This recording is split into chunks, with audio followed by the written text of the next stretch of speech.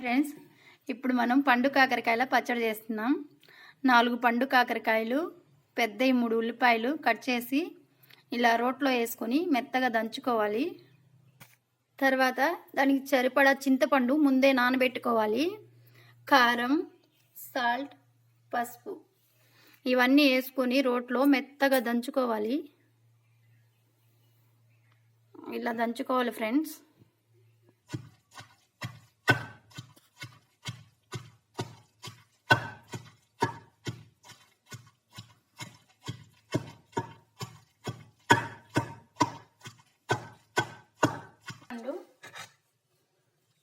కారం,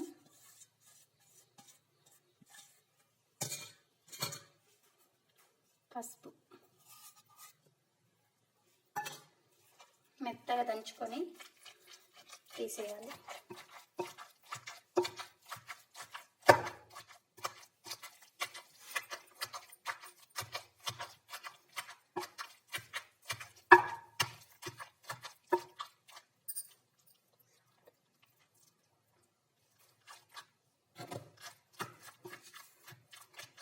సాల్ట్ తగినంత.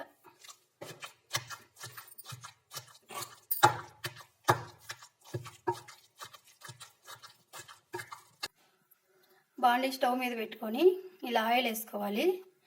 ఇప్పుడు మనం తిరుగుమాత వేసుకుంటున్నాం.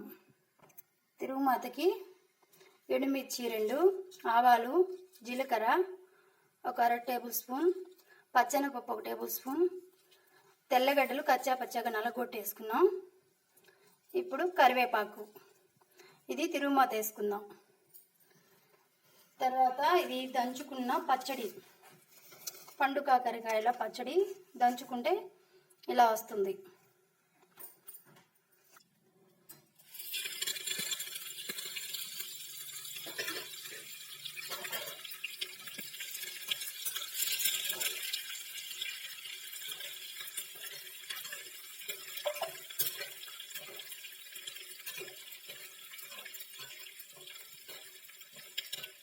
ఇది గోల్డెన్ కలర్లో వేగనివ్వాలి. వేగనిచ్చి ఆ పచ్చడి ఇందులో వేసి 10-15 నిమిషాలు ఉడకనివ్వాలి. మాడకుండా కలియబెట్టుకోవాలన్నమాట. ఇప్పుడు తిరుగుమాత వేగింది ఫ్రెండ్స్.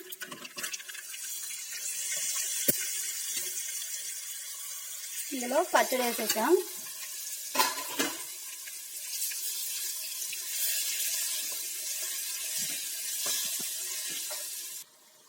అడుగు అంటకుండా ఇలా కలియబెట్టుకుంటూ ఉండాలి 10-15 నిమిషాలు. ఆయిల్ అంతా ఆ పచ్చడికి పట్టి పైకి తేలుతుందనమాట. తేలినప్పుడు స్టవ్ ఆపేసుకోవాలి. చల్లారబెట్టి ఒక గిన్నెలో తీసి పెట్టుకుంటే సుమారు 1 వారం నిల్వ ఉంటుందండి. ఏం చెడిపోదు. ఇందులో వాటర్ ఏం వేయలేదు కాబట్టి టేస్ట్ కూడా చాలా బాగుంటుందండి. మీరు కూడా ట్రై చేయండి. మా ఇంట్లో దండిగా ఉన్నాయి కాబట్టి చేసామండి.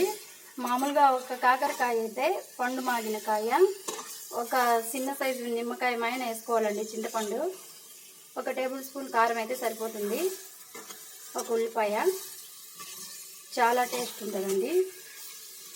ఇప్పుడు మన కాకరకాయ పచ్చడి రెడీ అయిపోయింది. ఇదిగో చూడండి, ఇలా ఆయిల్ మొత్తం తేలుతుంటుంది. వేగిన తర్వాత